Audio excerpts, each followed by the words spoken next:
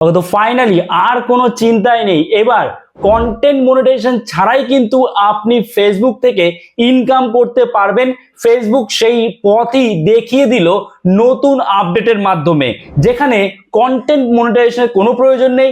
আপনি একদম প্রথম রিলস থেকে, প্রথম ভিডিও থেকে, প্রথম পোস্ট থেকে ইনকাম করতে পারবেন। তো চলুন না দেরি না করে শুরু করা যাক কিভাবে এই ইনকামটা হবে, ফেসবুক কি নতুন আপডেট দিয়েছে সেটাই আজকের এই ভিডিওতে ডিটেলসে জেনে নেব। দেখুন অন স্ক্রিন আপনারা দেখতে পাচ্ছেন আমরা কিন্তু ফেসবুকের যে অফিসিয়াল যে পেজ রয়েছে সেখানে আছি, এবং এখানে দেখুন কি বলেছে, the creators guide better affiliate videos. এখানে যেটা বলা হয়েছে মানে কন্টেন্ট মনিটাইজেশন থেকে আপনি কত টাকা ইনকাম করবেন তার থেকেও বেশি ইনকাম হবে, এবং এখানে কন্টেন্ট মনিটাইজেশনের কোনো প্রয়োজনই নেই, আমি আপনাদের সব বলে দেবো। দেখুন এখানে কি বলেছে, start with products you already have and love. মানে আপনারা তো অনেক ধরনের প্রোডাক্ট ইউজ করুন, তাই তো? যেমন ধরুন অনেকে যারা কন্টেন্ট ক্রিয়েটার আছেন, আমার যারা অডিয়েন্স আছে তারা সবাই কন্টেন্ট ক্রিয়েটার। এবার এই যে কন্টেন্ট ক্রিয়েটার যারা আছে তাদের কোন প্রোডাক্টের নিড আছে, আমি যে প্রোডাক্টগুলো ইউজ করি আমার অডিয়েন্সরাও নিশ্চয়ই সেগুলো ইউজ করবে, তাই না? সেই ধরনের প্রোডাক্ট ইউজ করবে।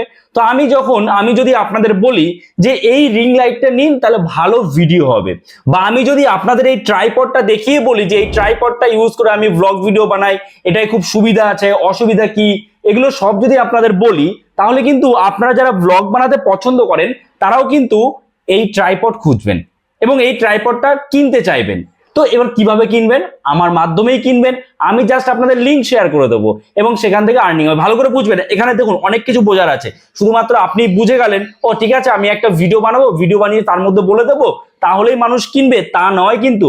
মানুষ কি সবার কথা বিশ্বাস করবে?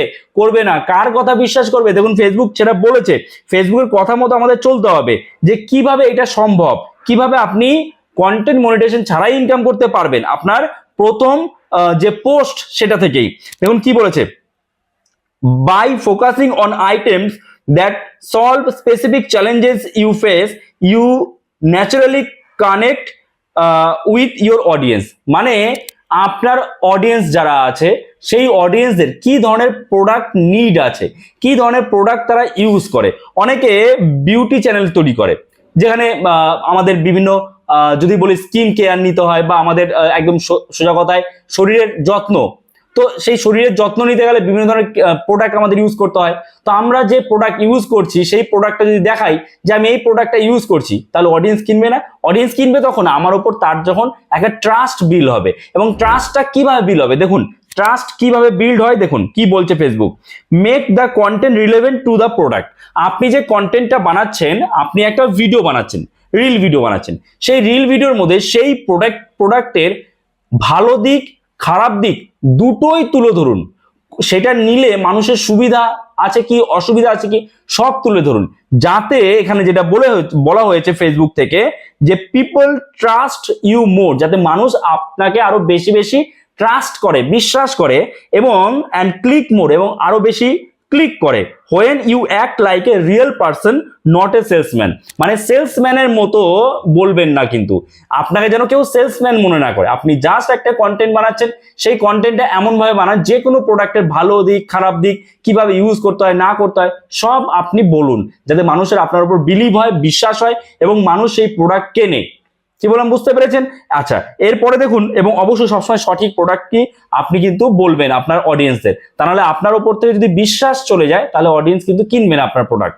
আচ্ছা, এখানে দেখুন কি বলেছে, make the path from watching to buying effortless, write clear caption that tell viewers exactly what to do next. অর্থাৎ আপনি শুধু বলে দিলেন যে এই প্রোডাক্টটা আমি ইউজ করি, এটা খুব ভালো, বা এই রিং লাইটটা ভালো, এই মোবাইলটা ভালো, এই মোবাইলের ক্যামেরা ভালো, আপনি জাস্ট বলে দিলেন, তাহলে তো হবে না। তারা কিনবে কি করে? তারা কি অ্যামাজনে গিয়ে কিনবে, ফ্লিপকার্টে গিয়ে কিনবে? তাহলে আপনার কি লাভ?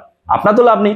তারা কিভাবে কিনবে? যাতে তাদের অ্যামাজনে বা ফ্লিপকার্টে গিয়ে খোঁজাখুঁজি করতে না হয়, আপনি তার জন্য অ্যাফিলিয়েট অ্যাকাউন্ট বানাবেন অ্যামাজনে, অ্যাফিলিয়েট অ্যাকাউন্ট বানাবেন অ্যামাজন বা ফ্লিপকার্টে।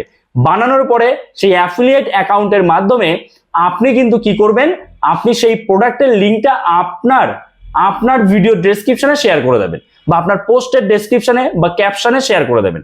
সেখানে ক্লিক করে ডাইরেক্ট যেন আপনার অডিয়েন্স সেই প্রোডাক্টে পৌঁছে যেতে পারে এবং প্রোডাক্টটা বাই করে নিতে পারে, এটাই ফেসবুক বলেছে। তো এটা কিন্তু একটা খুব ভালো পদ্ধতি এবং এই পদ্ধতির মাধ্যমে কিন্তু আপনি কন্টেন্ট মনিটাইজেশন ছাড়াই ইনকাম করতে পারবেন এবং ইনকামটা কিন্তু অনেক বেশি হবে।